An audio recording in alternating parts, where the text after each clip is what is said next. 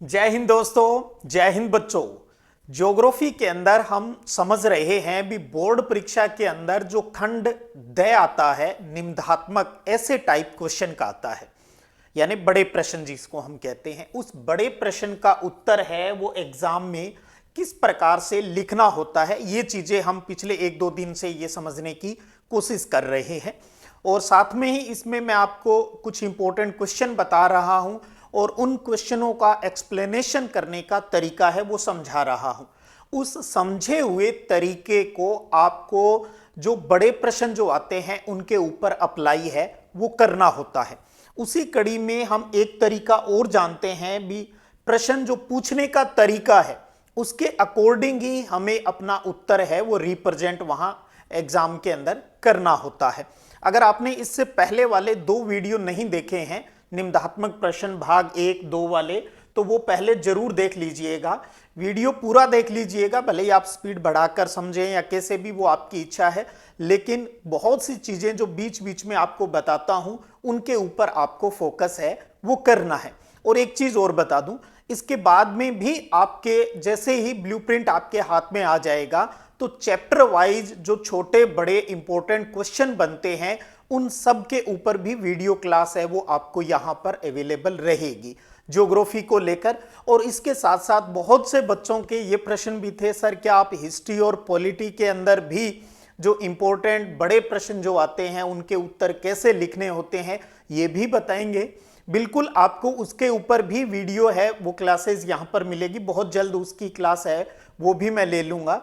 और बहुत सी चीज़ें जो आप ज्योग्राफी में सीख रहे हो ऐसी ही चीज़ें हमें हिस्ट्री और पॉलिटी या इकोनॉमिक्स, आपके जो भी दूसरे विषय हैं उनके ऊपर अप्लाई है वो करने होते हैं। थोड़ा बहुत फर्क रहता है उनके ऊपर, हम जब वो वीडियो क्लास लेंगे तो वहाँ उसके ऊपर बात है वो कर लेंगे। तो आज हम एक बड़ा इंपॉर्टेंट प्रश्न बोर्ड परीक्षा के लिहाज से ले रहे हैं और उसके उत्तर आपको कैसे लिखना है इसके ऊपर बात करते हैं।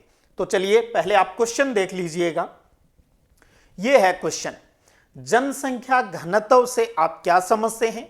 जनसंख्या वितरण को प्रभावित करने वाले 3 आर्थिक कारकों को समझाइए। तो इस प्रश्न में क्या पूछा जा रहा है? 2 बातें आपसे पूछी जा रही है। यहां पर आपसे पूछा जा रहा है जनसंख्या घनत्व के बारे में, पॉपुलेशन डेंसिटी के बारे में, और बाद में वितरण या घनत्व को प्रभावित करने वाले यहां आर्थिक कारक पूछे जा रहे हैं जिनकी संख्या 3 है। ऐसे प्रश्न आए तो अब उनके उत्तर कैसे लिखने हैं? इससे पहले हमने जो 2 वीडियो क्लास के अंदर जो क्वेश्चन चूज किए थे आपने देखा होगा वो एक ही थीम का था। जैसे एक प्रश्न की बात करूं, एक प्रश्न हमने किया था कि जनसंख्या वितरण को प्रभावित करने वाले किन्हीं 4 भौगोलिक कारकों को समझाइए। तब हमने जनसंख्या वितरण के बारे में थोड़ा बताया था, इंट्रो दिया था, फिर 4 कारकों का एक डायग्राम बना दिया, फिर एक एक करके सबका एक्सप्लेनेशन कर दिया। लेकिन यहां पर तो पहले डेफिनेशन पूछ ली है, तो आपको क्या करना है?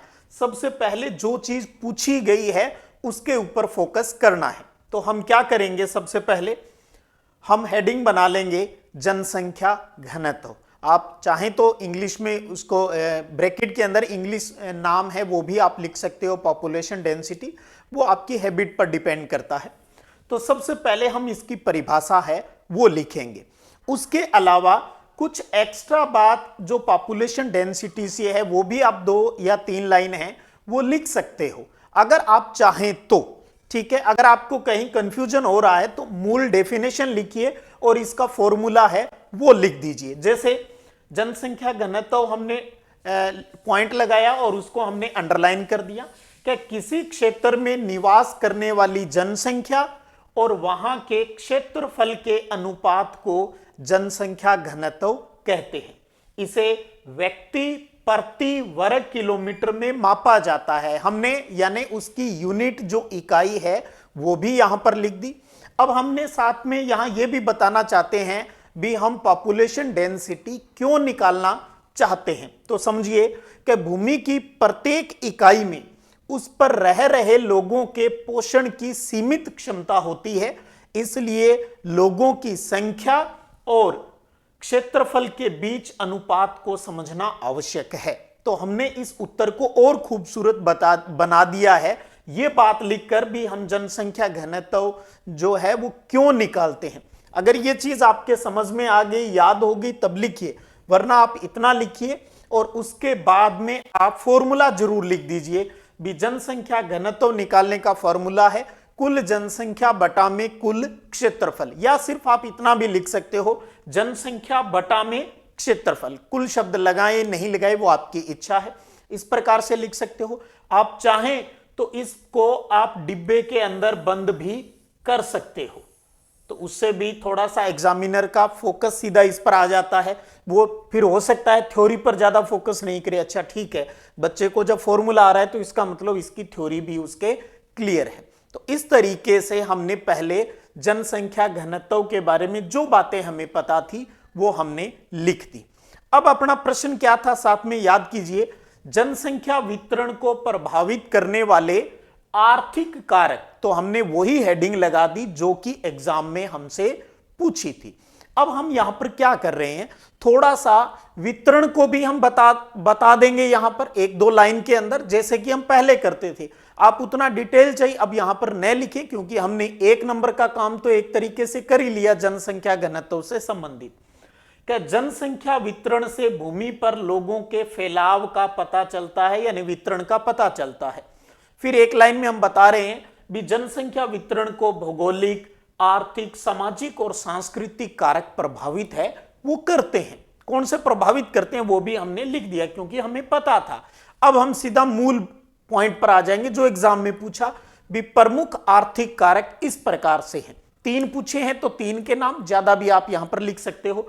खनिज हो गया, नगरीकरण, औद्योगिकरण, एक एक लाइन में हमने पहले उनके नाम लिख दिए। भले ही आप जैसे पहले वीडियो में बताए आप डायग्राम वगैरह बनाकर भी इनको शो कर सकते हो।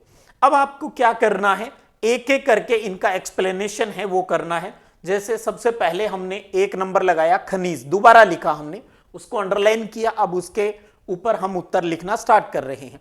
एक चीज और बता दूं, एक बात याद आ गई, आपने कमेंट में कई जगह पूछ रखा है क्या सर बोर्ड एग्जाम में ब्लैक पेन यूज किया जा सकता है। बिल्कुल किया जा सकता है। आप ब्लैक पेन से काम करें चाहे ब्लू पेन से काम करें, ये आपके ऊपर डिपेंड करता है। आप यूज कर सकते हो ब्लैक और ब्लू दोनों, या दोनों में से कोई भी एक पेन यूज कर सकते हो। तो खनिज भंडारों वाले क्षेत्र उद्योगों को आकर्षित करते हैं जिससे लोगों को रोजगार मिलता है। कुशल और अर्धकुशल मजदूर इन क्षेत्रों की ओर पलायन कर जनसंख्या को बढ़ा देते हैं। तो जहां पर खनिज मिलते हैं वहां पॉपुलेशन ऑटोमेटिक बढ़ती जाती है। ये बातें हमने यहां बता दी है। उदाहरण भी दे दीजिए भी अफ्रीका की कटंगा और जाम्बिया की जो तांबा पेटी है, तो जहां इन क्षेत्रों के अंदर तांबा मिलता है तो वहां पर पॉपुलेशन है वो बढ़ती जाती है। तो किसकी वजह से हुआ, खनिज या खनिज संसाधन की वजह से। अब हम दूसरा पॉइंट ले ले, नगरीकरण। क्या नगरीय क्षेत्र के अंदर शिक्षा, चिकित्सा, स्वास्थ्य और संचार और परिवहन के साधन, रोजगार के साधन उपलब्ध होते हैं, यानी सारी सुविधाएं मिलती है जो ग्रामीण क्षेत्र के लोगों को यहां पर आने के लिए अट्रैक्ट करती है, आकर्षित है वो करती है, जिससे नगरीय जनसंख्या बढ़ जाती है। अच्छी नागरिक सुविधाएं और नगरीय जीवन के आकर्षण लोगों को नगर की तरफ है वो खींचते हैं। तो ये नगरीकरण को भी हमने बता दिया भी इसकी वजह से भी पॉपुलेशन बढ़ती है वहां पर। तीसरा पॉइंट था अपना औद्योगिकीकरण। एक हमने खनिज की बात कर ली, एक नगरीकरण, एक उद्योगों की बात हो रही है। औद्योगिक क्षेत्र रोजगार के अच्छे अवसर उपलब्ध करवाते हैं। जहां फैक्ट्रियां होंगी वहां लोगों को काम भी मिलता है और बड़ी संख्या में लोगों को आकर्षित करते हैं। इनमें कारखानों के मजदूरों के अलावा ड्राइवर, दुकानदार, क्योंकि लोगों के सामान भी तो परचेज करना होगा, बैंक कर्मी, डॉक्टर, शिक्षक और अन्य सेवाएं उपलब्ध करवाने वाले लोग भी शामिल होते हैं। जैसे जापान का कोबे ओसाका प्रदेश, ये प्रदेश औद्योगिक प्रदेश है, इसलिए वहां पर पॉपुलेशन बढ़ती जाती है। आप चाहे इंडिया के उदाहरण दे दो, वर्ल्ड के कहीं के भी एग्जाम्पल दे दीजिए जहां पर उद्योग मिलते हैं। जहां उद्योग होंगे वहां ऑटोमेटिक इस प्रकार की जो पॉपुलेशन आपको ज्यादा देखने को मिलेगी। तो हमने जनसंख्या घनत्व को समझा दिया। फिर वितरण करने वाले तीन कारक पूछे थे, तीनों को पहले पॉइंट एक एक तीनों एक साथ लिख दिए, फिर एक एक का वर्णन कर दिया। अब आप एक काम कर सकते हो भी, बड़े प्रश्न जो आपके आते हैं ना, तो लास्ट में कंक्लूड है वो भी कर सकते हो, यानी जो चीजें आपने लिखी है उनको 2 लाइन में, 3 लाइन में या 1 लाइन में आप उसको सम अप भी कर सकते हो। हर प्रश्न के अंदर ऐसा किया जा सकता है। आप यहां देख लें किस प्रकार से मैं इसको सम अप कर रहा हूं। इस प्रकार स्पष्ट होता है कि, बस ऊपर पॉइंट होने के बाद में इस प्रकार स्पष्ट होता है कि जनसंख्या वितरण को प्रभावित करने में खनिज, नगरीकरण, औद्योगिकरण, इसी प्रकार परिवहन के साधन भी प्रभावित करते हैं। परिवहन के साधनों जैसे आर्थिक कारकों को, ये सारे आर्थिक कारक है, आर्थिक कारकों का महत्वपूर्ण योगदान रहता है या महत्वपूर्ण भूमिका है वो रहती है। तो जो बातें लिखी उसी बातों को अपने शब्दों के अंदर पिरो दिया, ये बात बताने के लिए भी हाँ जो हमने ऊपर लिखा है वो प्रभावित करती है। बस देखिएगा, इससे आपका उत्तर ऑटोमेटिक बड़ा हो जाता है। जैसे आप कई बच्चों के मन में रहता है भी सर मेरे 2 पेज नहीं भरे, मेरे 2.5 पेज नहीं भरे। अरे चीजें जो पूछी जाती है वो चीज आप थोड़ा कम शब्दों में भी लिख दोगे तो कोई ज्यादा फर्क नहीं पड़ेगा।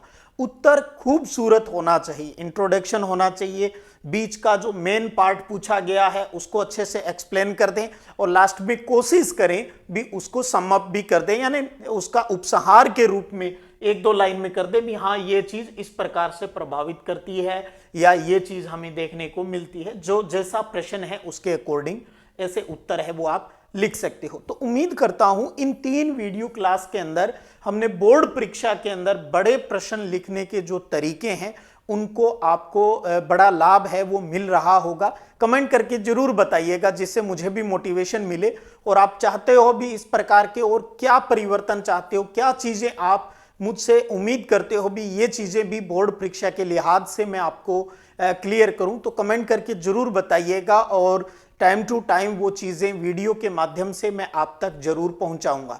आपको एक काम जरूर कीजिएगा, क्योंकि मैं चाहता हूं मेरा ये प्रयास जो आप सब लोगों के प्रयास और विश्वास की वजह से चल रहा है, इसका फायदा ज्यादा से ज्यादा भारत के स्टेट के बच्चों को लाभ है वो मिले। तो इस मिशन में आप मेरा जरूर साथ दीजिएगा, ज्यादा से ज्यादा साथियों तक इस वीडियो क्लास को पहुंचाइए ताकि वो भी यहां से लाभ है वो प्राप्त कर सके। वैसे आपके स्कूल के टीचर भी इस काम में बहुत बड़ा रोल अदा करते हैं, तो आप उनसे भी कंसल्ट है वो कर सकते हैं और यहाँ से भी लाभ उठा सकते हैं। दोनों जगहों के लाभ से आपको उसका जो लाभ है वो एग्जाम में बहुत अच्छा मिलने वाला है। तो आप मेरे इस बात को जरूर समझेंगे भी, ज़्यादा से ज़्यादा बच्चों को ये वीडियो लिंक है वो जरूर भेजा करें। फिर मिलते हैं अगले वीडियो क्लास के अंदर इसी प्रकार की हिस्ट्री, पॉलिटी, ज्योग्राफी के बोर्ड परीक्षा को लेकर, चाहे बोर्ड से कोई जानकारी आएगी राजस्थान बोर्ड से या परीक्षा पैटर्न को लेकर, इंपॉर्टेंट प्रश्नों को लेकर, बहुत सारी चीजें हैं वो आपको इस अपने सिद्धिविनायक संग्रिया के चैनल पर मिलती रहेगी। अच्छा एक बात और बता दूं, बहुत से बच्चों के प्रश्न ये भी रहता है क्या सर आप गवर्नमेंट एम्प्लॉई हो? बिल्कुल मैं गवर्नमेंट एम्प्लॉई हूँ, स्कूल लेक्चरर हूँ और बस जितना स्कूल के बाद में जो टाइम मिल पाता है वो आपको समर्पित रहता है, क्योंकि टीचिंग मेरा कहूँ पैशन है, शौक है। फिर मिलते हैं अगले वीडियो क्लास में, तब तक जय हिंद, जय भारत।